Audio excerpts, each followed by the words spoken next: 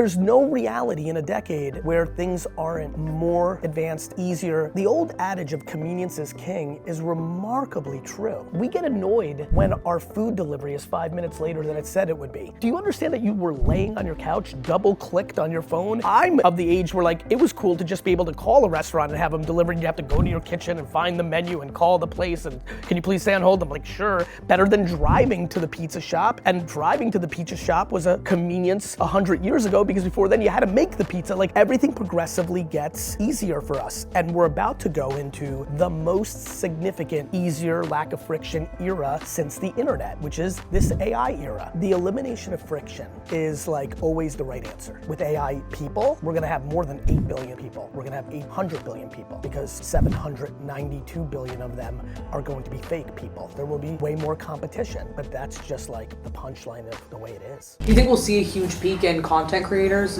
as AI lays off more jobs? I wrote a book in 2009 that basically said everybody was gonna content create. And then secondarily, now with AI people, we're gonna have more than 8 billion people. We're gonna have 800 billion people because 792 billion of them are going to be fake people. So yes, I believe in supply and demand. Like, yes, there will be way more competition, but that's just like the punchline of the way it is. Well, I was watching your podcast with Cody Sanchez where you were talking about live shopping and Yes. whatnot as like undiscovered kind of idea of the attention economy. So I was really interested in like what you felt like was areas where young people should be focusing, where there could be a lot of opportunity. I think there's a lot of young women, let's start with women, given this audience, let's just go down that path, who want to be a content creator, want to be a podcaster, want to have a career. Because I've been following content creators and influencers since 2005, I have a lot of historical context, and what I know about that historical context is there's different content creators for different eras. When Instagram first came out, it was first for people to take pictures, and there was a picture app. First it was like for photography, and then it started to become a social network, but the only option to post on it was pictures. So who rose very quickly in that early era? Models, both male and female, right? And so if you were good at taking photos, I'm sure this is not lost on any women listening right now. Some people photograph better than others. And so if you were a human that photographed attractively and you understood what was going on Instagram, there was a whole movement of people who monetized quite a bit. Then video was introduced and it changed the dynamic of that platform. Live shopping has happened right now. Live shopping is huge. There are probably 5,000 listeners right now of this podcast who aspire to be a creator or influencer, and the destiny has them not winning that game. They're not good enough. And they will not make $1 million a year or 500,000 a year in brand deals and affiliates and all that. However, that same human, that same girl that I'm using the analogy of right now, if she went to live shopping, because she is a good salesman and has gift of gab and has depth of knowledge and can hold a conversation and enjoys the streaming IRL dynamic of like not only talking about this product, but she's also naturally good at seeing that Karen said something in the comments and can jump with her and then back to this. She's destined to be a remarkably financially and emotionally successful live shopping personality. So should we put live shopping in the Via app? Yes. You think so? I do. But if our vision is being like the AI personal shopper, do you think live shopping is going to be a key part of that? Because I've seen that a lot of like, because I feel like TikTok's also really hopping on the live shopping. Oh, well, TikTok is the foundation of this. TikTok, ByteDance in Asia. Do you know that in Asia, 30% by conservative standards, 30% of all e-commerce transactions in China are happening on live shopping? Do you know how big the Chinese e-commerce economy is? So I think this has already happened. Like, this is not me predicting. Like TikTok in the US, whatnot, and like, by the way, Meta's gonna do this and Google's gonna do, like every social platform, just like they all have stories, like they're going to have live shopping because they're gonna have to compete with the reality of the consumer behavior, which is people love buying in live shopping formats. And so if you look at Abercrombie and Fitch, they completely like saved their business by doing live shopping on TikTok, right? If you look at Pop Mart, so, you know, yes, of course, having the biggest K-pop star in the world push Labubu starts a spark, but when you look at, like, that's not enough. Like, So we're gonna build out a live shopping look, strategy for Rhea. that strategy may lead to you deciding not to put it in the app because it's distracting, it's not on strategy. It's okay if you don't. But I don't think it's okay for you not to debate it when you understand it's a significant human behavior. Yeah. I think it's interesting because even YouTube Shorts has now added the ability to add like an affiliate link so that you can monetize on videos that you're putting out. So I think it's just generally like the intersection of commerce and also media is becoming more prolific. So if you're talking about a product, why would you not link it into that video so you can also monetize on it? The elimination of friction is like always the right answer, right? What you're talking about correctly is like, why did people like see like, oh, I love your, if somebody's watching right now loves your pants, right? Why do they have to like spend like real effort to either find it? Like the tech stack is getting to, especially with AI and everything else, we're here. Like they're watching, they're like, oh, that's so cute. Boom, out, in, like that's the name of the game. Netflix is doing it now too. There's no reality in a decade where things aren't more advanced, easier. That the old adage of convenience is king is remarkably true. Like we get annoyed when our food delivery is 5 minutes later than it said it would be.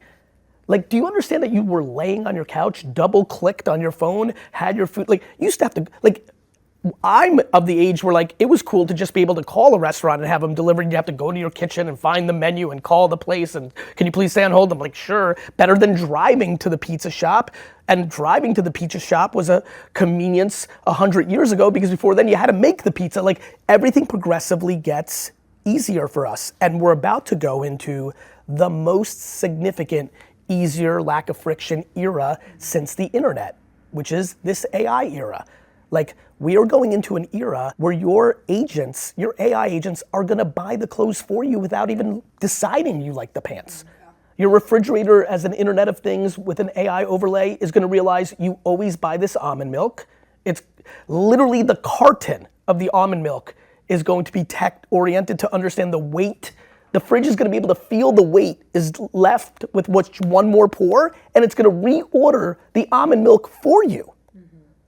And so a lot of people listening right now like, that sounds terrible. What do we, like, I mean this is what people do.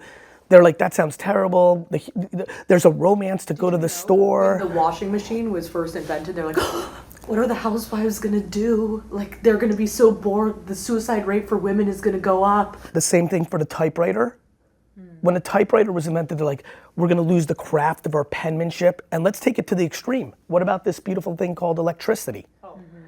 The term demonizing things came from electricity. When electricity came out and was available in homes, instead of candles, people did not put it in their home because word on the street was electricity was made by demons were in it. It was demons. That's how like unbelievable, just 120 years ago, the concept of that. And so we demonize things. And so, I mean, it's like for all the kids that are listening, only 20 years ago, the concept of online dating was something that nobody talked about, was like taboo. People were meeting on Match.com in 2005, but made up stories to their friends and family that they met at a bar. Now everyone meets on Hinge. I think it's so interesting that you say this because I was reading about you talking about your regrets of missing out on Uber, and you said that one of the biggest things it taught you was just that convenience was king and that people were willing to pay to be able to save time on stuff. So Even that one was even perceived time. My brother took the first Uber in New York. And the first week of Uber in New York, because the conversation with Travis and Garrett that I was having at the time was like, yeah, this works in San Francisco because San Francisco's transportation sucks. Will this work in New York? Subway, taxis. And I remember the first Uber I took, I ordered it from my office. I was like, this is so cool. Coming down, and I was standing there and literally 8 yellow cabs drive by with the light on. I'm like, fuck, I'm losing time. But like the perception that I was gonna gain time, yeah, convenience is the ultimate king. Like, where do you think there's opportunity for that with AI? For like, what is worth doing yourself versus what should you be outsourcing? Well, I think, you know what's fun about that question? This actually could take us down a really fun path in this podcast. I think it's an individual thing. I think one of the things we're all struggling with in society right now is like, everyone's trying to impose their opinion on everyone else. Like, for me, I want AI to do absolutely everything so I can have as much time to be creative and to be with my friends and family. That's for me. There's nothing I'm going to be sad about. And by the way, if I am sad about it, let's use my almond milk thing. If I'm the kind of human being who cannot wait for Saturday to wake up, work out, and then to go and take a nice 1 hour stroll to the supermarket because I enjoy touching the tomatoes and I enjoy the interaction with other human beings in my local market. And it brings me happiness to pick which peanuts I want. Well, then I can. But for me, Gary, that is not interesting. And I'd rather have that hour back. And so I think what AI is gonna do is create unparalleled optionality. And so if you like to mow your lawn, well, mazel tov, mow your lawn. Yeah. And so I think where this will go, and I hope people get more thoughtful about this, is there is no wrong or right outside of the most egregious things. And I think we have to get better at understanding, like, I'm not gonna demonize somebody if they use AI for something that I'm not gonna use it for. And I think we've become incredibly judgmental. Like what? Like, I just think people think everything is should. You should do this. You should do, like, the word should, even in the way you asked it, like, the word should has become incredibly powerful. Like, what? Everyone has their 2 cents on everyone's fucking business. You know what I'm really excited for about AI? I'll tell you my fear. My main fear, and this is true in every, digital revolution we've seen, whether that's the internet, whether that's electricity, is that the third world gets left behind. I'm really worried about that, personally. That's my fear. My other thing... Real quick, just to jump on that. That was a very common conversation about this when it came out, and yet it went the other way. The mobile device had a tremendously positive impact on Africa. Will be an incredibly big topic over the next 30, 40 years. I would argue that it was not the cell phones that were if you're arguing that the cell phones are the modality for the digital payments, then yes. Because I am arguing that. Okay, that's fair. But think about how profound that is. They are way ahead of us on digital payments, but in terms it also connected people to the world. Yes, but in terms of actually benefiting their economy, if you think about the mobile phone as an invention of whose GDP it actually affected. Yes, but you're talking about a much more interesting conversation and a complicated one, which is the technology is not the punchline, it's government warfare. That is fair. You know what I mean? Like, think about like where data centers are being built now. That's going to be a huge, huge money machine. We're in a gold rush, and the shovels are going to matter. The picks and shovels are going to matter, and the picks and shovels are only. Yes, but that is not the technology's fault. That becomes a conversation of geopolitics, the BRICS alliance versus the US. Like, you start getting into real conversations. Hey everybody, I'm not going to keep you long, but I've got to tell you about GaryVee.com/Stan. Stan Store, an incredible tech stack for creator entrepreneurs and entrepreneurial creators, is literally the tech stack based on what I wrote in Crush It and Crushing It, and really the thing almost all of you are trying to build. So if you are one of those people, go to the GaryVee challenge that I've partnered up with this investment I made in Stan Store. I believe in this. I believe in it for you. You'll see why I love it. GaryVee.com/Stan. Go check it out. Now back to the video. But my concern more is that like people aren't, the US and for other first world countries are going to have access to these tools, the ChatGPT, to progress themselves forward. And then you're gonna have, someone who's born in a village who doesn't have access to a laptop is gonna be nowhere near their counterpart who's just the same amount of intelligence as birth somewhere else. Yes, but you're talking about the flight of the human race. Right? Like, we can bring that to like pavement and concrete and the Industrial Revolution. That becomes a forever game. That's why I said it's. But let's talk about that. Unlike 1900, when the Industrial Revolution created exactly what you're talking about at a profound scale, because the 18th century had far less infrastructure, right? So that was even, I would argue that Industrial Revolution is even more profound than the revolution we have going on now. Unlike that, in 1891, when you're born in the outskirts village of Chile, you have no idea what's going on in the world. Your entire world is a 5-mile radius. The child that today is born in a third world country is in a place where they become educated of what's going on in the world. There are people right now in third world countries consuming this podcast, and they will hear something that one of you two say that may spark the beginning of inspiration that allows her to decide where she wants to live when she's 18. The thing I am really excited about, and to hit on that note, is that most people live and die without ever seeing a doctor. And if you look at the amount of doctors per capita that you have, or just per people, like when I was working in Rwanda at Partners in Health, and they have one of the best health systems in Africa. They have these public health workers who, for the entire village, serve their entire village's health needs. Oh, and by the way, they're unpaid. They just get a cell phone and go around and help everybody. But the amount of, if we can supercharge doctors within third world countries, that will be huge. And the stuff that they're doing with like call centers where you can call in and then they can instantly like prescribe something and you just come and pick it up, or they can take notes for the doctor and ship out the prescriptions. I think that stuff is going to be so, so important, because if you can expand the amount of people who can touch a doctor, that's going to be huge. Listen, I'm empathetic. This last 5 minutes of this podcast, I'm incredibly compassionate, empathetic, and understanding to people viewing things that are going on in the world and about to go in the world from a concern, from a cynicism standpoint. My argument always is, what if you just took a step back and also decided to look at it from an optimistic standpoint? This last 30 seconds that you just talked about is incredibly important. None of us, not any one of the 8 billion of us, is in a position to fundamentally make the world exactly how we want it to be. That is not how things work. My argument is, if you look over the last 200 years on everything, every single issue, I'm incredibly proud and optimistic about the human race. I want everybody to hear this because I have a good sense that a lot of people here don't have a lot of context on me. I want them to also understand it is not lost on me that there's tons of terrible, this is not delusion coming out of my mouth. I'm not looking the other way. Of course there is profound amounts of things going on around the world that are not fun. From every angle, from every country, for every race and gender and age group. There's just unlimited things. We all, as humans, pick and choose which ones bother us. I'll give you one that's very weird for me. I am devastated by the collective disrespect of the elderly. We have gone through an incredible 25-year window where we put youth on a pedestal, looking young, acting young, and just whiz kid. The fundamental, inherent disrespect of 20 and 30-year-olds around the world towards 80 and 90-year-olds is unprecedented in the history of time.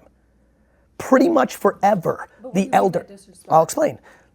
Basically, for the beginning of time until about 50 years ago, the elders in our family, we took so much in their words.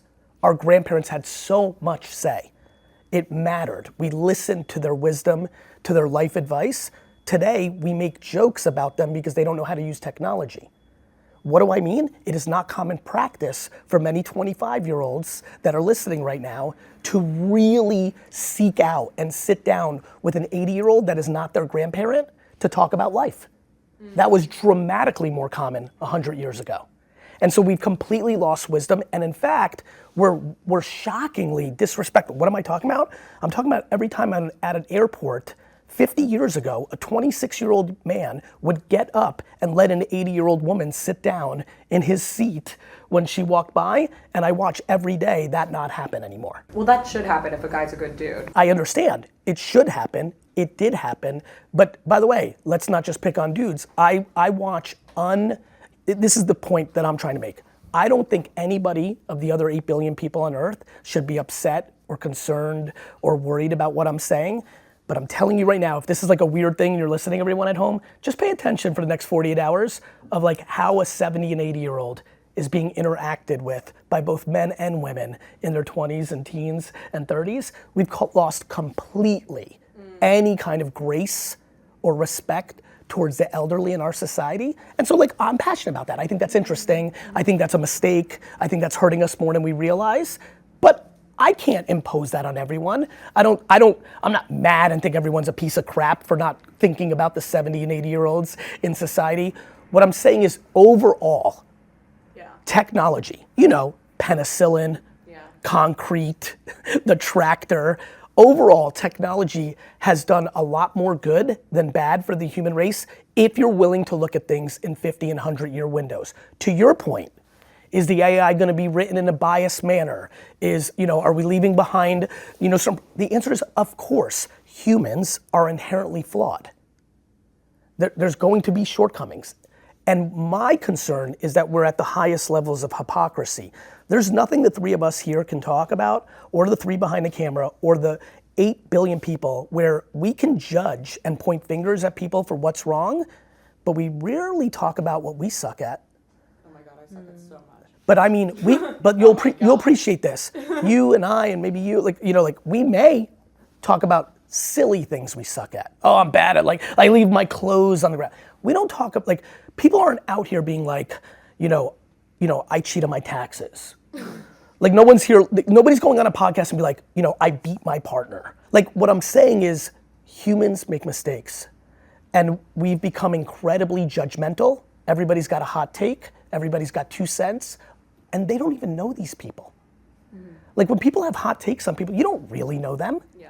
And so these are like fun things to think about. The reason why, like, I was curious for your perspective on the elderly is because also before we started rolling for this podcast, you were talking about like, oh, I would hire a 12-year-old if I could. Yes. Just generally that there's so much opportunity in Yes. people who are younger, who do have an understanding of the current Yes. world that we live in. Yes. Like, we live in a very different world than someone who is 80 now. Correct. Grew up like without AI and without an understanding of I mean, how our you're sitting with somebody who's 49 years old. I went through all of my high school years without the internet. 100%. But that's why, like, I think there are very legitimate criticisms of, like, for example, with our government. Yes. If someone who is 70 or 80 is in charge of so many different things that they have no understanding of, to me as a young person, like, that does scare me. Like, when I look As at it should. election, all of that, like, I think those are areas where it's very legitimate to be able to have legitimate criticism. Oh, by the way, please don't. Thank you. I really appreciate that. Again, if I'm not being clear, I think criticism.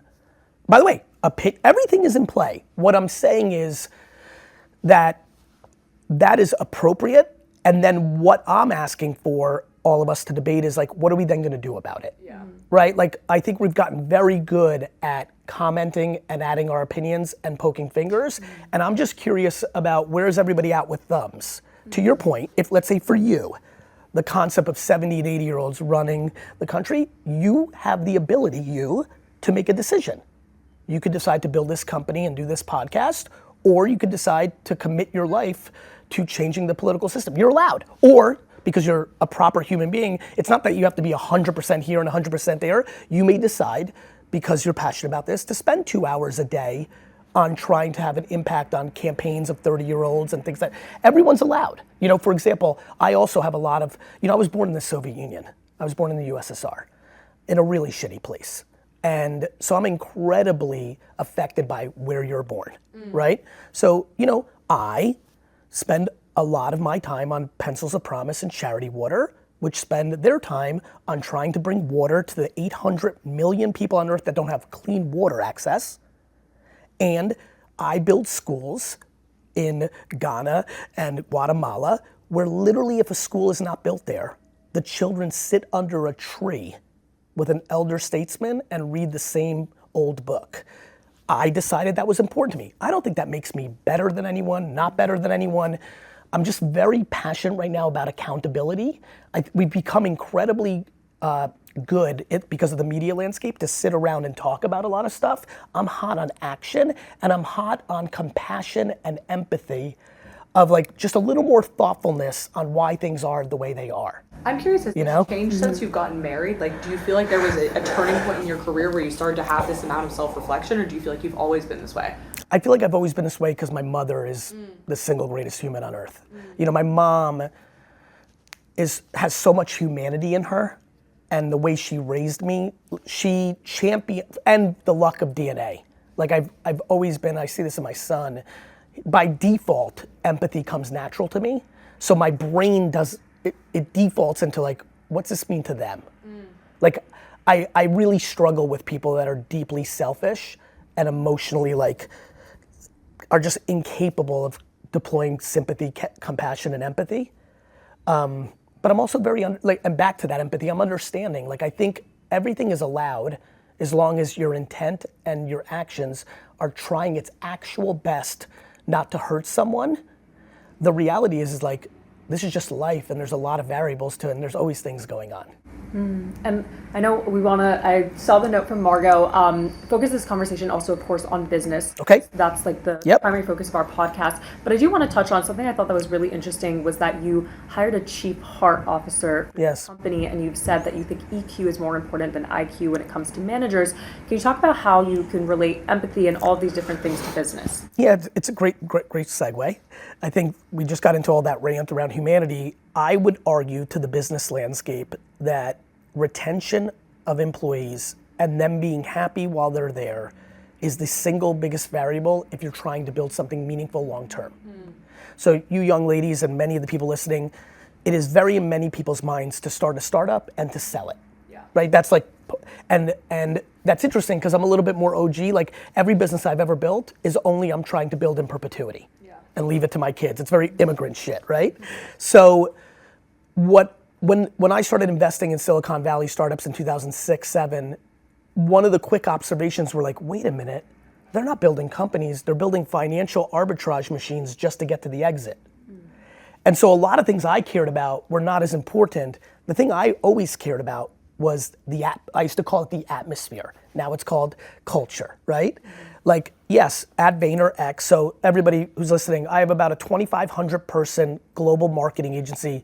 My career 15 years ago took a weird shift where I started an advertising agency, and on Madison Avenue, like Don Draper Mad Men style, I put the flag in the ground that said, hey, advertising, you've got this all wrong. It's not television and search and direct mail and billboards. Social media and content and podcasts and YouTube are gonna eat up the world. And I got laughed at, and now we have one of the biggest companies in the entire industry. What you're referring to is Claude Silver, who first came to me as an account person, but I could just see that she was like me. Like it was all about the people. And she actually quit because she herself, in working for me, found her purpose, and she thought she was gonna go be like a Sharma or whatever, And then luckily, I was able to, a year later, convince her to come back, and instead of being the account person, I made her the Chief Heart Officer. And we made up that title because I didn't want our HR, but at that point I realized that HR was like considered scary. I didn't know that about corporate America. Like they were the bad guys. I was like, that's the good guys, I thought. And so I wanted to set a different tone in my company that our HR department is actually your friend. In fact, one of the biggest things that happened at my company is in the boardrooms, my Chief Heart Officer, Claude, has more juice and political clout and say on decisions than my Chief Financial Officer, Alan Harker, which is unheard of. If you really know business, like the CFO has a lot of fucking say. In fact, most companies, the CFO's running the company, not even the CEO. Which is like a brain fuck for an entrepreneur like me. So yeah, it's been great. We have unheard of retention in my company. Last night I had a 45-minute drink with Ben Allison. And I was like, how long have you been here now, Ben? He's like, 10 years. Like that, in ad land, in advertising, a year and a half, people are moving, jumping around. It's a pretty fucked up, and in fact, one of the reasons I still love building VaynerMedia is the industry's a little fucked up. It's not very good to its people. It's not very good at what it does right now. And I kind of am enjoying fucking it up. And the way I think about that is, it's not just, back to something we were talking about earlier, you know what I like about my career and what I hope others have this? Business is fun because if you really want to play it, it's a place you can be selfish and selfless at the same time. Like, I love Vayner because in one point, selfishly, I'm building a very large company and it's going well. But in the other point, I'm really fucking up an industry that's fucked up to people, and now people are starting to have to copy me because I'm winning, and the beneficiary of that is everyone who's gonna work in advertising. That feels nice. And that's like the good side of business. The good side of business is if you're a good guy or girl and you're successful, people will copy you. And that's profound. And I'm a big believer in that. In fact, one of the only times I've ever been booed publicly, was when I was giving a keynote speech at South by Southwest, and my opening line was "fuck Steve Jobs" at the height of Steve Jobs. And like literally dead silence and then booing. And I said, I understand, but let me tell you why I'm saying that. And I said, I have watched over the last 24 months, 10 of my friends who have startups go from being nice guys to being dickheads, because the word on the street is you have to be tough on your people to get the most out of them. And I'm like, I don't like that part. I like the innovation part. I like building great products. I like certain parts, but we cannot allow. In fact, I'm actually thinking about starting a fashion brand called Nice Guys Finish First. I'm being dead serious. Like, I want to champion good behavior in business because I believe it is wildly capable. There's unlimited people that are not known, many that are known, that are running great businesses and being very human to the best of their ability. The problem with business is In parenting, you can over-coddle and you just have entitled kids. In government, you can over-coddle, there's no fucking ramifications. In academia, you can over-coddle and there is no ramifications. In business, if you over-coddle your team and your company, you will go out of business. And so business is hard because it's the closest thing to sports. It's merit. Like if you guys don't do a good job, this is gone. And you'll have to do something else. So business is, for me, it's very hard as someone who is truly his mother's son. Like I've struggled for 25 years in firing people. My kryptonite has been, ironically, GaryVee, the public figure, very candorous. Gary Vaynerchuk, the boss, not candorous. For 20 years, it was my kryptonite because I felt bad. Like I don't care enough about the money or the business. I was like, you guys are gonna go through this. I'm sitting in my office and I'm like, Sally stinks or Ricky stinks. I've gotta fire them, but fuck, because I'm so in my employee shit. I'm like, but Ricky's fucking dad just got diagnosed with cancer. Oh, it's so right? So I'm like, what the fuck do I do with that? But you also know that John just quit because he thinks you're an idiot because Ricky sucks and you're not firing him. And he's like, fuck this place, I'm going to Google. Like business sucks because it's real. It's sports. Sports and business have true ramifications. Academia, corporate, government, parenting, most things don't have merit. Like if you fuck, it's just fucking hard out here, way more than people realize. It's so interesting to me also because you're one of the only male media personalities that I follow who has always talked about you need to be kind, like you need to be a good person. And it's really scary because I would say most of the young boys our age follow really inflammatory men, like to be honest, Elon Musk on Twitter, and they think that that's the type of personality they need to aspire to be be super successful in the world. Like what would you say to people like that? I think there's chapters in people's lives. Like I've literally just got a DM from someone on this topic, which was like, literally I read the whole thing. Gary, I fucked with you heavy from 2006 to 9.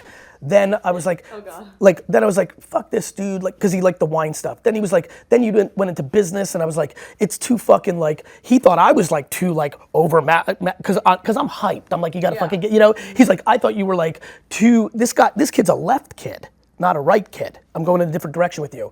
Basically, I read this whole 4-paragraph thing just because I randomly read DMs like that. I'm in it with my community.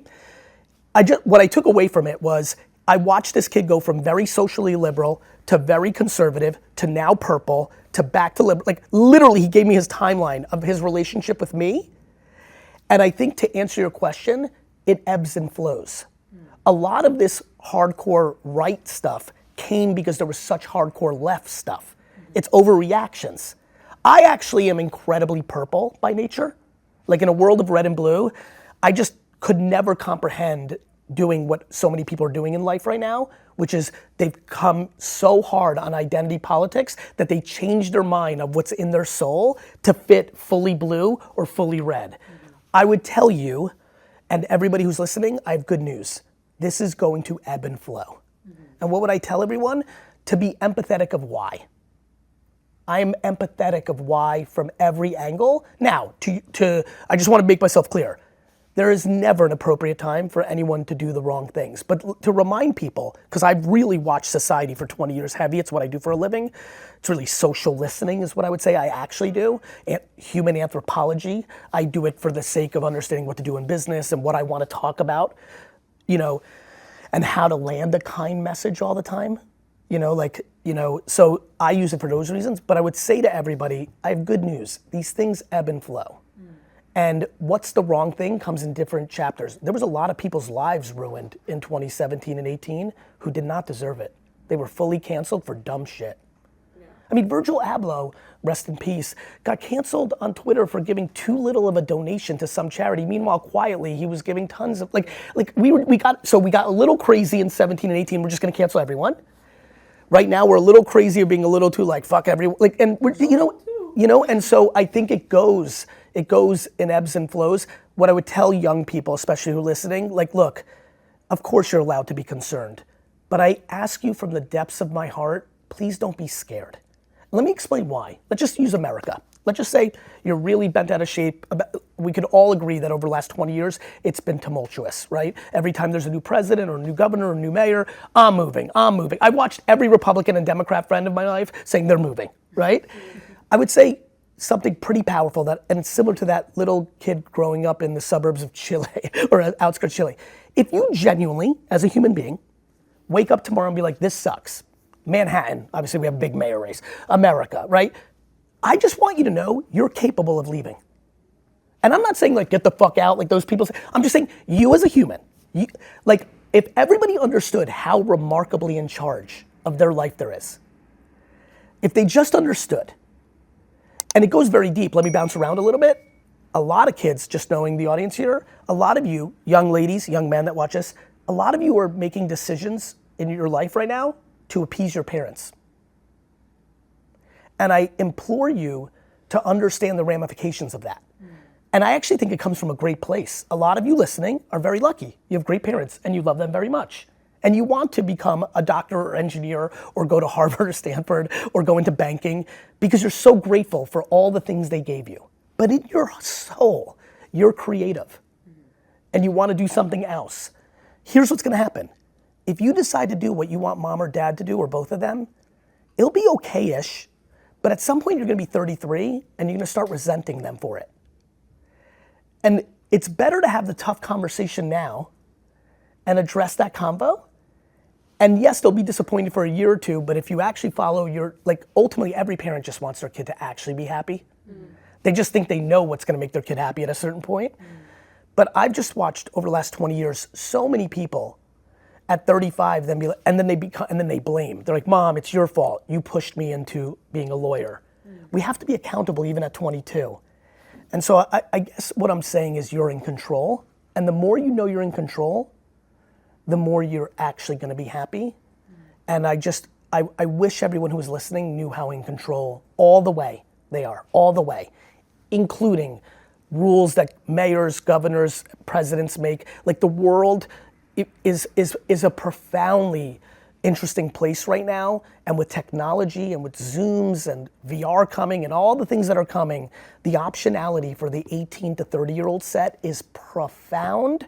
And I wish they could just instead of looking here and being like, this is fucked up, could you just turn your head and say, this is remarkable? And if you spend a little more time on remarkable, it'll make it a little more balanced. And I know you talk about like really focusing on the places where there's, you talked about Google ads really early on. Yes. You would buy like keywords like for literally 5 cents. And then you like took the wine business from literally being like what, 3 to 4 million in revenue to 60 million in revenue, like over the course of a year or two. It was a 5-year period, but we had no money, no capital raised, no credit line. And so back to business instead of all this big talk.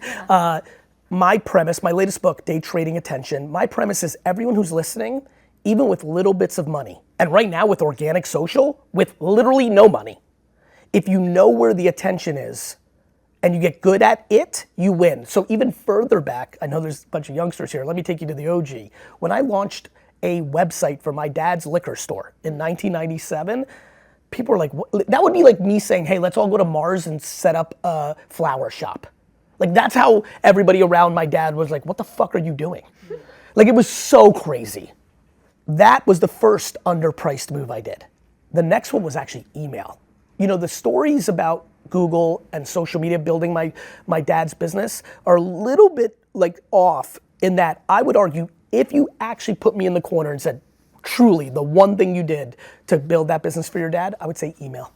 Nobody knew what it was. I was competing with wine stores selling catalogs. So while everybody was spending lots of money making catalogs to sell high-end wine to people in Manhattan, I was emailing them down at Wall Street and selling it 4 weeks before they got the catalog. And what would you say is places that we should focus right now? Live social shopping. Live social shopping. Okay, live social shopping, but besides that, like, because every girl who like looks like us is on TikTok, Instagram. Yep. Should we be on Snapchat, YouTube? Where else should we be? Are you asking, should we be there marketing to build up our podcast and our app? Yeah. Yes, Substack, Snapchat, YouTube Shorts. I got a big one for you. Facebook. Facebook Blue. We were just hearing that from the Diary of a CEO team that they're all over Facebook. And it's their biggest growth Facebook Blue is a fucking monster. And you know what's happened? And this may make sense for the youngsters in this room right now. Because of Marketplace for like random stuff for their apartment, and because of groups, there's a stunning amount of 22, it's one of these funny things. There's a lot, it's almost like online dating 20 years ago. There's a lot more 22 to 32-year-old usage of Facebook Blue than people realize, but it's almost like every 24-year-old doesn't even want to say it out loud. Love Facebook Marketplace. You love it. You love it. No, I'm sorry. Yeah, I right? love it. Wait, I'm But gonna say look at this. something. You just said it. You just literally said it. You just said, why do you love Facebook Blue? If you drink it, drink it close to your mouth. Because that's just where like my entire community is. Like my entire professional network is still on Facebook. Yeah. How old are you? I'm 25. Here's the thing, and this is why I wrote the book. And by the way, actually I made a free deck, GaryVee.com/attention for everybody who doesn't have $20 to buy the book. Literally, I pirated my own self. Literally. We're gonna buy some books. We should do a giveaway for the audience. Literally. For people who listen to the episode. But honestly, like you don't even have to do that. It's literally, I summed it up in a 44-page deck pretty good. GaryVee.com/attention. Here's the thing. Why most people are not great at social, and what has been the foundation of my 20-year career of staying relevant, is you can't post the same picture and video on Facebook and Instagram the exact same way and think the same thing's gonna happen. We disrespect the audience too much. I'll give you an example. You two ladies, when you open Instagram and when you open LinkedIn, you're still you, right? You're the human, but your entire mindset of why you're in there is completely different. The way you're gonna act in this podcast is gonna be different than when you guys act in a business meeting, which is gonna be very different than when you're acting with your family, which would be very different if you guys took a girls trip for a weekend to, a spa or Vegas or Ibiza. Wait, why have we done none of those things, Sophia? Because you're building. Yeah. Because you're building. Are we going on that? No, don't do that. Just keep building. I like what you guys are doing. Keep like building. 6 years we will go Exactly. Which, oh, by the way, you'll still be fucking children and it's going to be enjoyable. So anyway, what most marketers do wrong is they don't realize first, the consumers are slightly different, obviously. You're going to get a lot more 63-year-olds on Facebook Blue than you will get on TikTok, though plenty of 60-year-olds are on TikTok. But more importantly, the psychology is different. And so the clip you use, even if you decide to use the same exact clip, the copy that supports the clip needs to be different. The first 3-second preview might be slightly different. What are the things that should be different? Well, you gotta think about notice how he said my communities on Facebook. TikTok and Instagram have become more and more an interest layer more than a community layer, right? Right? That made sense to all of you.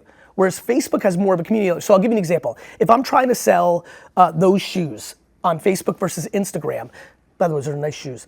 I would look at those shoes if I did an Instagram more from the lens of like a magazine, runway, more like a culture thing. Whereas that shoe on Facebook, I would talk more about like, this is the shoe you should buy your girlfriend right now. Like to a girl, meaning not like this, like, do you have is somebody having their 30th birthday in your network? This is the it shoe as the gift, because I know the community mindset there is even deeper than it is on Instagram. The psychology. Whereas on LinkedIn, if I was trying to sell that shoe, I'd be like, tired of having something that doesn't feel comfortable because you want to look great as you're running through the airport to your next meeting? You see where I'm going? Yeah. I need to understand the psychology of the person I'm trying to target on each platform, thus rendering my creative and my copy slightly different, even though the agenda in all three is to get them to buy that shoe, just like your agenda is to get all of them to download the app and use it. What's your biggest growth channel for your podcast right now? And do you specifically, like when you do advertisements, are you doing them in specific countries or are you just doing them for views? Like what does that look like? For my personal brand right now, I'm not really doing, I'm in a very interesting part. Like, in fact, even doing this podcast, for the last 18 months, I've been incredibly uncomfortably head down, building VFriends and building VaynerMedia, VaynerX. I'm kind of this fall is my coming out party. I'm doing more podcasts and I'm gonna start focusing more on my shit. That being said, VaynerX spends $3 billion in media and social, and I look at all my data on my stuff all the time. I will tell you that for me personally, I have substantial growth in the Middle East, and I will keep double downing on that from a business lens. I've got a lot going on in Nigeria. We were joking earlier about India. India continues to grow. I'm skewing more female every day, which is interesting. And like I look at that stuff. I think it has a little bit to do with like what I talk about. I mean, look, I like it. I am definitely uncomfortably A, purple, and then B, very big on emotional intelligence and feelings. So I know like that makes sense to me. And then what's interesting about me is I like talking about a lot of different things. For the people that are listening, like I talk about all sorts of things. Wine, I talk about garage sailing and flipping, I talk about blockchain, I talk about AI, I talk about business, I talk about entrepreneurship, I talk about humanity and social issues. So like, you know, it ebbs and flows, but the opportunities are on every single, the punchline is everyone's looking for like, where's the arbitrage? The arbitrage is on every platform if you know how to speak its language. Every person can explode right now in the world on YouTube, YouTube Shorts, LinkedIn, Facebook, Instagram, Snap, TikTok, all of them. Snapchat Spotlight is like a TikTok or Instagram, but nobody really uses it for that. Yet there's a stunning amount of consumption, but far less creators posting on it. So it becomes supply and demand. Substack, you know, that whole world, IRL streaming, Twitch and Kick. Like that is I mean, most of the famous people to 15 to 25-year-olds are popping up in IRL now, right? The iShowSpeed, the Kai Cenats, the like all that, like IRL is massive. And it could be debated that when you do this podcast that you have an IRL of it, which shows all of it. And some people are like, wait, but then are they gonna listen? I'm like, who cares? They're listening twice, or you're still getting the audience. And some people would prefer to watch this with all the, oh, he tipped over the water, or before we even got on. And some people would rather watch the post-produced higher quality. Like, I wanna give the audience unlimited optionality to what flavor they like best. Yeah. I want to touch on something that you said about, so your audience has started to skew more female. There could be multiple reasons why, but specifically, I'm curious, do you have different advice for men versus women on the type of content they should be posting on social media to go viral? Do you think it's different? I am definitely a human being that believes like, yes, girl and boys are different, but not like so radically different, right? As far as, so that's an overall thing. As a secondary thing, not really. Meaning girls and boys are different. There's different things to think about, but the reality is that an audience is attracted to value. Value is the game. And like we talked a little bit earlier about like people that want on pictures versus video, it's not super complicated what's value. There's knowledge. Like I know that I am not wildly followed because I am the most handsome man on earth. I'm also aware that for Justin Bieber and Justin Timberlake and Leonardo DiCaprio, many of the following that they got was for their looks, right? I do not have a very large following because I am the greatest athletic freak. I'm aware that for LeBron James and Serena Williams, and for other people admired and enjoyed their incredible athletic prowess. I think that there is a lot of different value one can bring. Whether you're a boy or girl, what I'm hoping everybody understands is the number one way you will win is if you provide value, right? Now, we may judge people's value. There's people right now on Instagram who have 1 million followers and all they do is show their six-pack abs and their muscles, right? And of that million, 250,000 are women who are just wildly attracted to their physiques and 750,000 are men who are trying to follow those people to have the same thing. You're allowed to be like, that's not good. I think it's fine.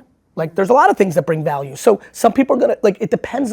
To me, the advice is always grounded in the value, right? What values are you bringing? For me, I have very substantially strong 20-year credibility of bringing business advice specifically for what's happening that most people can't see, which is becoming more and more valuable. I am also valuable because I am a very positive person, but I'm grounded in practicality. So it's all love and it's good and you can, but it's not like coddling. It's like, this is real shit and you have to be accountable. And so for people who are ready for that and like that, they will like me. So, you know, I think my advice is not different. I'm saying it's about self-awareness. Yeah, part of the reason I ask is we had a debate in our office the other day. Yes. I don't know if you've seen like a startup, Cluely. Yep. Okay, so there's the Cluely approach to marketing, and then there's several other companies that market in a similar way, and of course they've been tremendously successful at getting a lot of attention, but a lot of that attention has been male attention. So one of our friends runs a very similar Instagram account, and he told us 90% of his audience is men. Yep. And so we were thinking about, okay, if we want to appeal to women, should there be differences in the way that we do? Of course. But again, that's only one generalization, right? Like we have to click down next. Then there's women of income level, gender, race, age. Like of course, human, and then it goes down to literally individual marketing. I'm a 49-year-old white male, high income, but literally most of the people that target me I don't want a watch. I do not want a high-end sports car. I don't care about sailing. I don't give a fuck about golf. I don't smoke cigars. Like all the shit that targets me is so off, but I understand why they're targeting me, right? So, and by the way, I'm sure it does quite well with many 49-year-old New York City high net, And so what I would say to you is, yes, you start with boy, girl, and in some level, that's one place to start. There's country, America versus India, or there's age, Gen Z versus boomer. Like there's these macro things, and then you keep going lower, and this is where AI is going to play a big factor. How many pieces of content do you guys put out on social in a week for this podcast? It's like 10 a day on TikTok, just 1 a day on YouTube Shorts. 100, yeah. Great. When I was saying make 100 pieces of content a week 5 years ago, I literally got ridiculed by everyone. I'm saying that this podcast in 5 years is going to put out 10,000 pieces of content a week. Yeah, I wouldn't be surprised. Why not? If it's easy and like not expensive, I would put 1 million pieces of content. There you go. So what will that do? That will give you the optionality to actually make your podcast and your app relevant to a 67-year-old Hispanic female that lives in the Pacific Northwest. Right? Because in that, you may be able to show her in the content. You may be able to reference coffee and rain culture. Hey, I'm from the Pacific Northwest. By the way, there was a reason I said that. I thought I could hit that with you. And so, I think that if you're trying to get an audience, you have to win on relevance. And what is relevant to that audience? But I remind people that generalizations are fine and real, wide demos. TV used to market 18 to 35. You guys are of the age where I think you know that you're not the same person you were when you were 18. Yeah. And I have a news alert. You're going to be different at 35. I hope so. And so, I think this is where we're all headed. I hope Sophia looks at me at 35 and goes, wow, Phoebe was a horrible co-founder at 22 and she's amazing now. I hope that every 5 years there's something like that. Wow, that 5 years ago Phoebe, whew, she was tough. I think the way you do that, and this is now I'm saying this mainly because I'm going to assume there's some co-founders listening, the only way that will happen is if you two continue to over-communicate even when it is hard and you don't want to disappoint the other person. It's difficult because we try and set like every month transparently like just a 3-hour block for like reflection and we'll go for like a walk, right? It's awesome. Okay, what went well last month? What didn't go well? How are we doing on communication? Hey, how can I improve? What are our goals for this next month? But things get so fucking busy. Yeah, 100%. It's like, I don't have time for a 3-hour block with you. Like, let's cancel it and let's do something else. Correct. Can I give you one from someone who also with his 11-year younger brother co-founded Vayner, and like we went through the same thing. Be a counterpuncher instead of an attacker. You're attacking 3-hour block. Instead, knowing that it's important that you guys go there with each other, have it on your mind at all times. And when the opportunity presents itself, address it. Yeah. Got it? Mm-hmm. So like, because it's always on both of your minds after this podcast that we're now gonna be counterpunchers, let's say you like this idea. Then that would mean that one of you may know something, you may overhear in the office that her meeting got canceled and you may realize, I'm just doing mundane email and I have a flight tomorrow where I can catch up on email.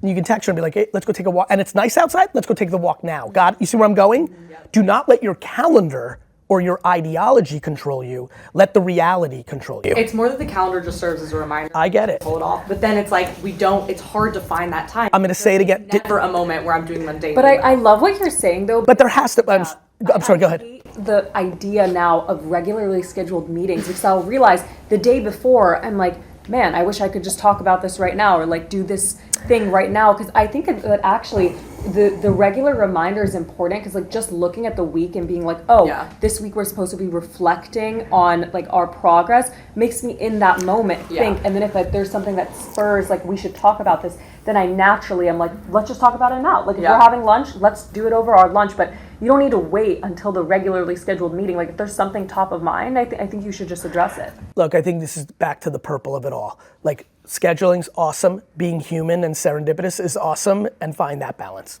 And okay, I want to run our Birkin marketing idea by him. We can cut this, but So one idea we had is we wanted to put a Birkin in like a glass thing and run it through Times Square with a QR code on the front of it. And then if you download FIA and you go through the whole onboarding process, you can basically like opt into the giveaway, right? I think the thing you have to think about immediately is what kind of user you're gonna get from that. Yeah.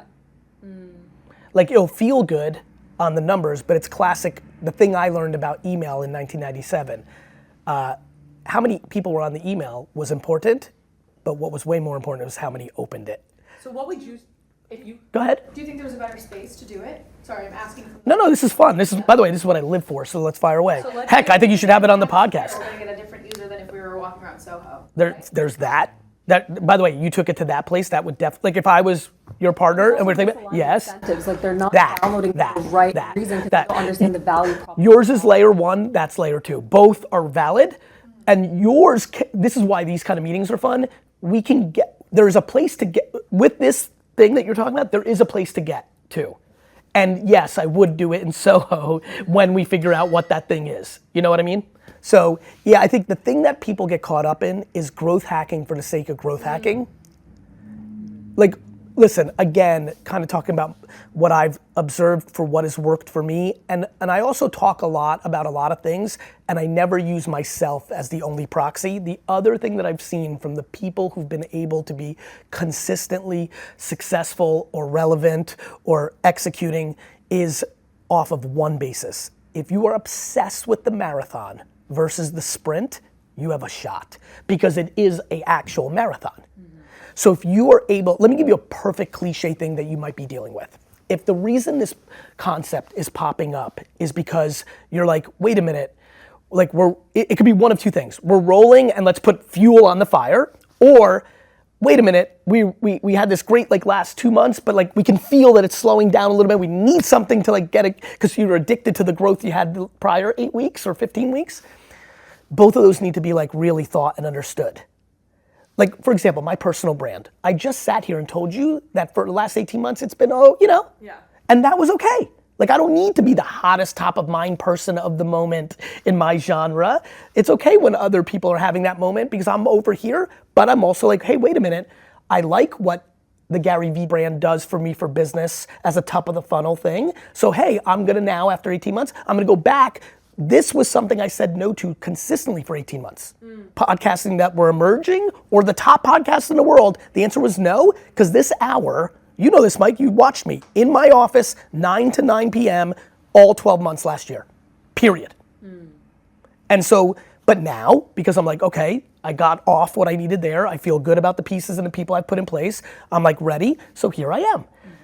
Same advice I want to give for you guys, which is like, make sure you know why you're doing it, and then make sure you know who you're getting out of it. The reason I love content and social content is the clip, like, and this is actually a very big one for you guys, don't get addicted. This is actually very good advice that I wish, I'm gonna start giving more of this advice. Don't make the clip just for the maximizing of views.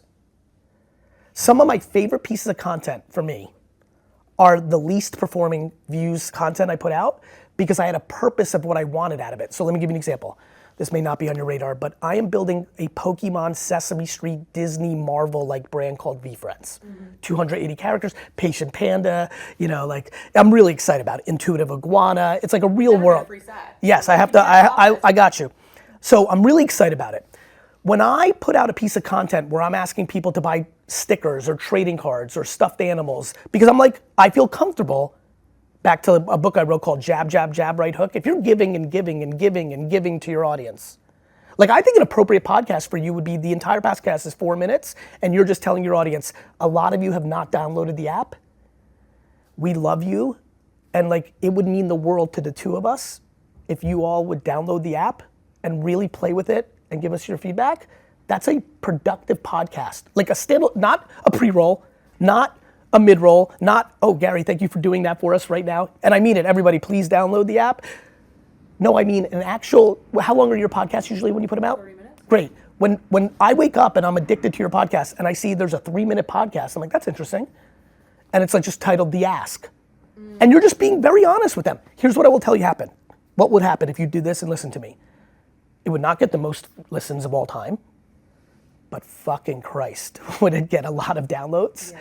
And that's okay. So sometimes I'm getting 800,000, a million views consistently on my content, and then I'll post something that gets 110,000, but 400 of those people bought a t-shirt or started watching the cartoons with their kids or bought a stuffed animal. Like, you see where I'm going? So like, you've got to mix it up. The only KPI can't just be brand and awareness. Sometimes it's okay for it to be a business ask. And the more you give them, the more likely when you go in for a business ask, it will do well. That's so funny you said that. We had the exact same conversation yesterday with our friend who came in and like staged an intervention with us, who said, you guys have been so focused on brand building on your Instagram, like you're giving people all this content about fashion, your own personal stories, whatever. Why are you not directly telling them, here's what the app does, can you download it? And we were like, oh, well, we don't want to seem too like asky. We don't want to be too salesy. Like, we're building a community. And he was like, well, if you're really building a community that supports you, they should be okay with also understanding, like, you want them to download the app. And I was like, you're so right. We need to go make a video right now being like, this is why we built this. This is what it does. Please download it, instead of being like, here are the best trends of the month. Yeah, and by the way, if you do that 95% to 5%, to your friend's point, I don't know what point he or she was making, but if you're 100% and 0, and now you've been doing it long enough, like if you were on day 3 of the podcast and content, I'd be like, don't do that at all. Like, do a year's worth of brand building and community value. But think about, actually, here's a good way for everyone at home if you're debating this. Think about the person you love the most in your family, because they're the biggest giver without expectation. Like, it's not manipulation, they're the giver in your family. Think about the times, if this has ever happened, because some people give too much, like, that they've asked for something. You're like thrilled to do it for them. Yes. Right? If you're thinking right now about, and by the way, you can extend this to your friends, right? Let's say your person has 5 friends. If the friend of that bunch that's never asking, never bothering, never selfish, if every 5 years they're like, hey, can you like watch my house? You're like, I'll walk there and watch your house. Yeah. It's called relationships. You have a relationship with this audience.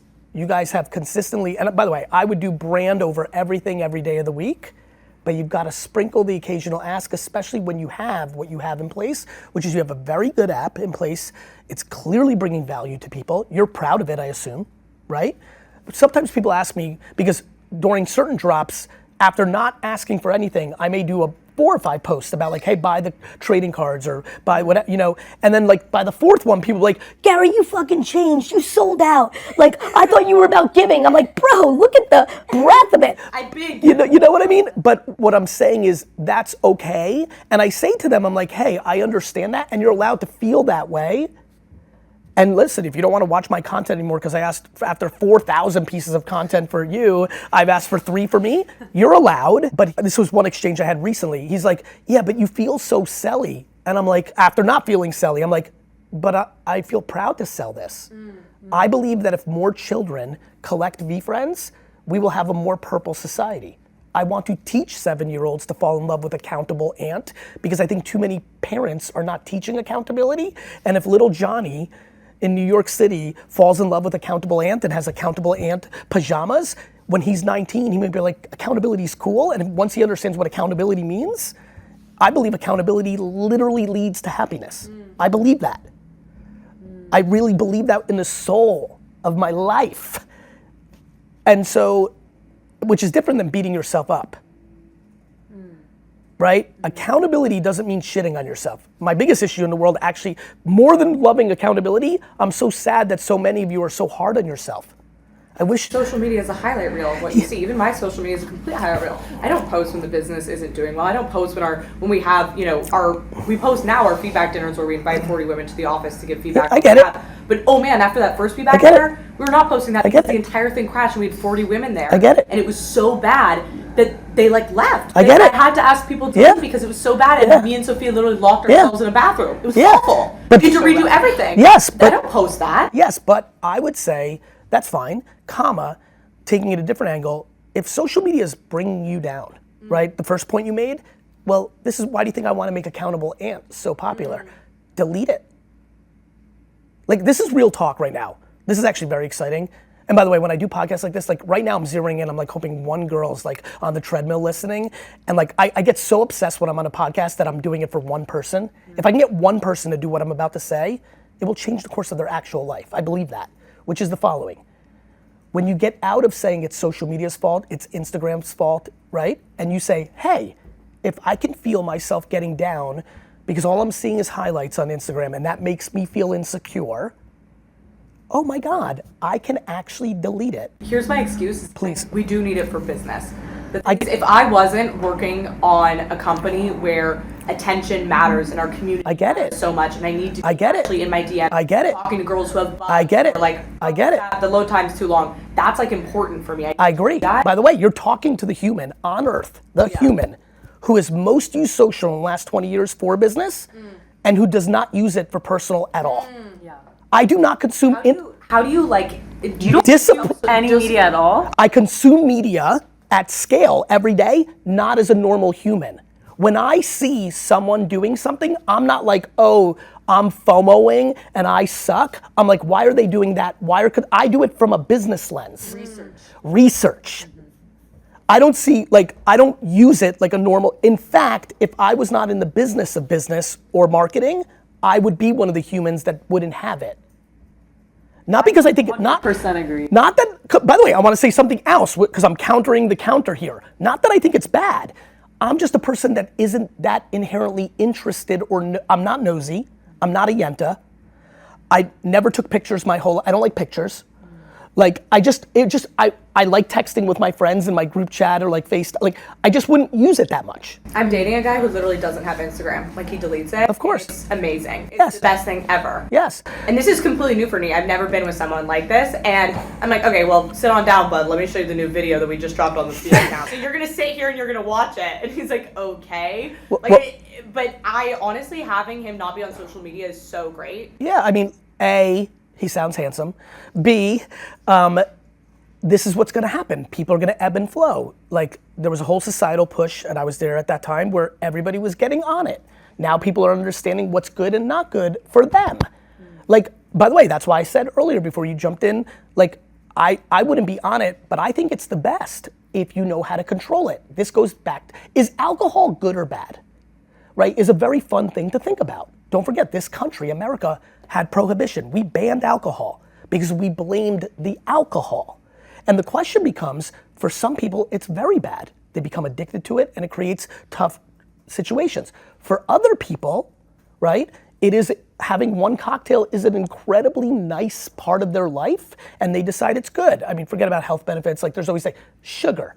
Should we ban sugar in America? My belief is in the human race. So most of the things I'm gonna tell you, I believe in education and accountability. Not just, education is cliche, right? We're like, we gotta educate about everything. I think the thing we've lost in the last 50 years is accountability. Because I find honestly, like for me personally, like I prefer taking a gummy and going to dinner than like having a cocktail or having two cocktails. Well, that's awesome. And they're now saying the health benefits of it are better too. That's awesome. It's not that way for other people. You're also talking to somebody who literally has never done any single drug. I've never smoked a cigarette. But that's because my mom got super Nancy Reagan'd out. Say no to drugs, and I grew up, don't forget, my mom grew up in the Soviet Union where everyone was an alcoholic. So in my family, for my life, it was so demonized, drugs and alcohol. You drink. I do drink because I grew up in the wine business and fell in love with that. Had my dad not had a liquor store and sold food, I believe I'd be telling you right now that I don't do drugs or alcohol. I didn't drink a beer in high school or college. It was only when I got into the wine business and fell in love with the concept of collecting wine, which led me to tasting wine, which led me to actually being like very knowledgeable about wine. It's really fun. Yes, 100%. You got it. You got it. And we need the GaryVee, like, You got it. I have ADHD, so let's keep it to 10. You got Just it. run us down on the wine. I will do it. And so by the way, what's super fun is I did 1,000 episodes of Wine Library TV. So for everybody at home, for context, I started a wine show on YouTube in 2006, where most of you guys were in diapers. And so I'm putting all 1,000 into an LLM There's going to be a GaryVee AI app giving you wine recommendations on the spot when you take a photo of the wine list going out with my actual recommendation. Oh, What that's I'm curious great. about though is you did, well, A, that's extremely cool, but B, I thought it was so interesting that you did, what, for like a year and a half, all of these weekly episodes, and you were getting like 30, 50 views, and you kept going. Like, how did you develop that muscle of consistency without seeing the progress? I'm not doing anything in my life for outside validation. Nothing. You would be, the more we get to know each other, the more you will be flabbergasted on my complete and utter detachment from GaryVee and my business success. Everything in my life is good because I don't want to do anything for anybody besides myself and my family. Do you think that there's a level of wealth that you get to where you're like, okay, I've made it, this is enough for me? Yes, 100,000 a year. The only time I ever felt like something was enough for me was when I made 100,000 a year when I was like 33. That was the only point. And because that was, as a kid, you grew up, that was the number. Now these poor kids are like, we gotta make 10 million a year. I'm like, Jesus Christ. Listen, I wanna be very transparent here. I got very fortunate in DNA, circumstances of growing up with nothing. I grew up with nothing. When we moved to America, we lived in a studio apartment the size of literally, not this. And so I was born hungry. I wasn't fed. So and my home was so loving that it taught me that money had no variable on happiness. So, I just got very fortunate of the roll of the dice of DNA, circumstances, motherhood, Jersey boy, very lower middle class, like everything shaped up for me to be who I am, which is why I'm so passionate to talk about these things with the hope that I can change some people's perspective. I wish you knew me at 19. You're not getting what I'm saying to you at 49 because I made it. Making it, and you know this because of the way you grew up, money and fame do not change you. They expose you, right? Like, I promise you kids, this is as good of a thing I've said on this podcast. I'm not chill now because in fact, actually, I don't know how politically correct this is these days, but the more money, more problems, I would argue that I was even more happy and more chill at 23 making 34,000 a year. I was just, what I got really lucky at, and what I wish on all of you out there right now besides health, is liking what you're doing at all times.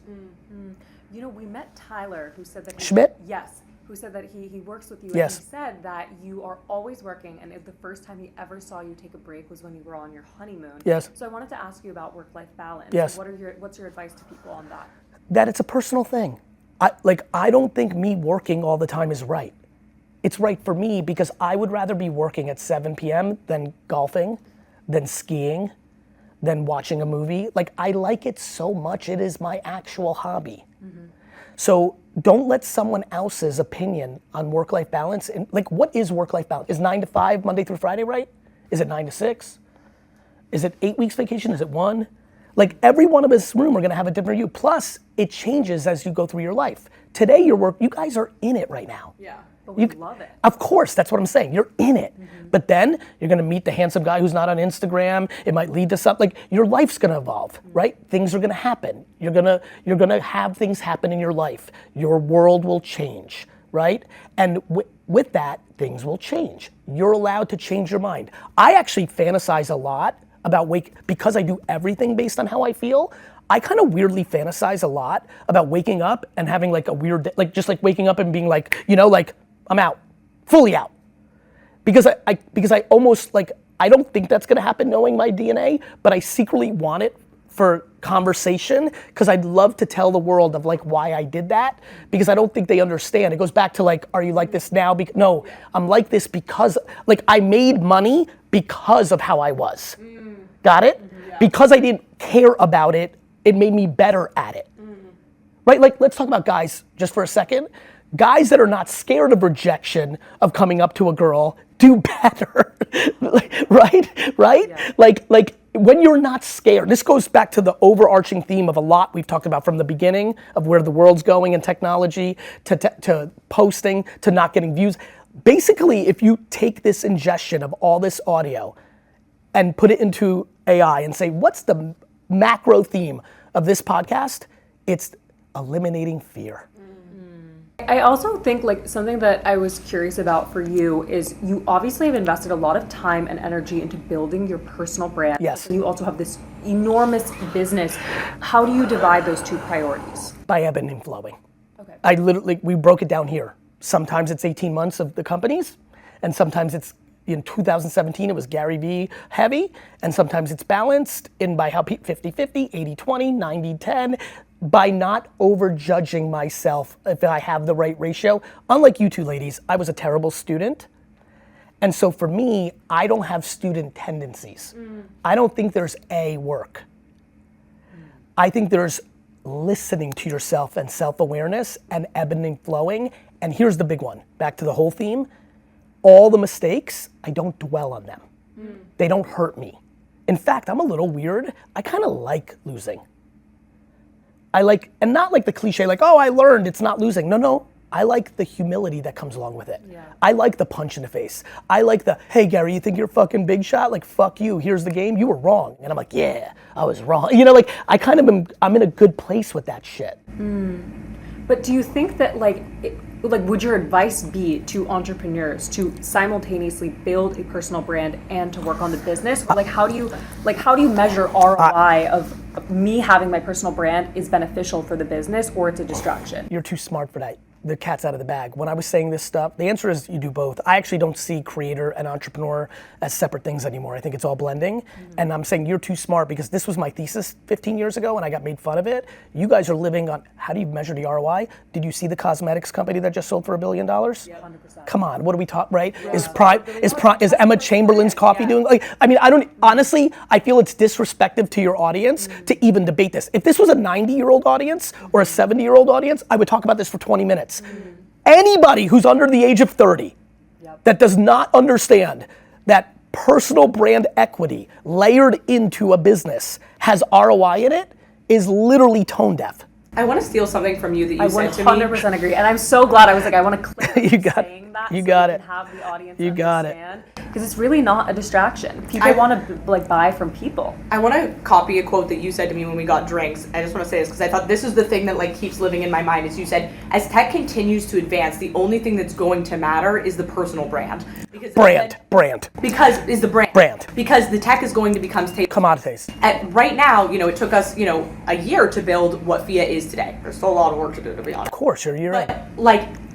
The only thing that matters is the distribution power. The fact that people want to install it because it says something about who they are. For that girl who's living in Brooklyn, who likes to thrift. For the girl on the Upper East Side who's really into her clothes and her shoes and her jewelry. If you feel like you're a stylish woman, you want to install our app because it says something intrinsically about who you are as a person. That's the only thing that matters to start. Yes. And then the second part that matters, as you know, is it better than the other options? Exactly. Right? Tech is going to become stable. I believe that is true, especially in a mature AI world. That's right. Data is going to be important, but yeah, the tech. I actually would argue data is commoditized too. I really believe that. I can get to your customer without your data. I agree with that, but let's say you're a healthcare, you're a diagnostics tool for breast cancer. That's fair. I mean, look, any absolute statement like I just made always is going to have some counter. In the scheme of things, data is stunningly first-party data did not end up being the moat that everybody predicted it would be because there's too many companies that have too much scaled first-party data. And more importantly, what happens when you have first-party data? You then still have to communicate to the consumer. Yeah. So if you're overlaying your 1P data, but you're running the ads on Facebook, and Facebook has unlimited data for me to get that same Upper East Side girl and thrift girl in Brooklyn. What the fuck was the punchline? Yeah. Got it? The same thing's gonna happen with tech. What is the main takeaway that you would want the audience to get from this podcast? That every single person that's listening right now is literally living in the greatest era of humanity, and the opportunity is uncomfortable, and you should be concerned and thoughtful, but please do not let it cripple you from the truth that the opportunity is the situation of social at scale with AI emerging and about to hit scale at the same time is literally and actually the greatest thing that has ever happened to a 15 to 35-year-old living at that time with this stuff in place. What should they do? They should first, which is the point I'm making, believe what I'm saying. First they have to ask themselves, do they think I'm full of shit or do they actually see what I see? And then B, they should lean into self-awareness and passion. one thing I like about what you guys are doing, hence what has like brought me to this seat today, is that I think you like what you're making. You're not just chasing where you think the money is. And I think you can build much better things for yourself, whether you're being an entrepreneur or whether you're picking a job. Or whether you're deciding to be a stay-at-home dad. Like, I don't know, like everything's allowed, but this is the time of optionality. Like, you should first start, you guys are lucky. The generation above you, and even you guys, actually, but we're starting to chip away at the fact that at 22, you have to have your whole life figured out. And like, you have to be a grown-up on the day after your college graduation. 22 to 30 is when you should do the highest risk shit in your life. Because you can live on nothing, because you can live with 7 fucking 22-year-olds if you want, right? You have no responsibilities. You're not worried about paying your mortgage for your children to go to, so my advice and the wrap up is, this is a huge time of opportunity. Start with things that actually get you going, your passions, and understand why social plus AI can create everything you want. Well, I learned a lot. We're going to be making a lot of changes with a lot of things that we're doing. Can we set up 30 minutes and just like go through our marketing stuff and get you to roast it and tell us what to do? Yeah, and back to the point of this, like, not even roast it. Like, it's funny, like, we've gotten to, because it's not roasting, because notice how we even talked about the burqa thing. I didn't roast it. I dissected it of like why and what. Like, I'm making a point here. It's my purple point. I want to get out of, red and blue land, and words matter, like, I would never roast it. I'm aware that I've been doing marketing for 35 years and have, like, I should. We want your expertise. Correct. You know what I mean? And I also want to understand your psychology. Notice how when we did the burqa thing, I'm like, why? And like, hey, did you contemplate? And hey, that was later. Like, that's the level in general, to be honest. That's another thing that we just need a lot more in society. Less quick and more thoughtful, Like, I didn't go like, oh, no way. Like, it's more like, hey, why this, that? And so, yes, it would be my pleasure. Ask good questions. Well, GaryVee, thank you so much for coming on the Burnouts today. Thank you, ladies. Who's the youngest person on your team? We have a residency program. Like, we have a lot of, Rips is 21 now, but he was 17 when he started. Like, we're agnostic, as long as we're not breaking the law, I would hire a 12-year-old if I could. So real. Of course. Because it's real. Because, by the way, I would have been a dominant 12-year-old employee. We've been a dominant 12-year-old employee. Why aren't we rolling? No. Mike's rolling, probably. He got the clip. You'll see that.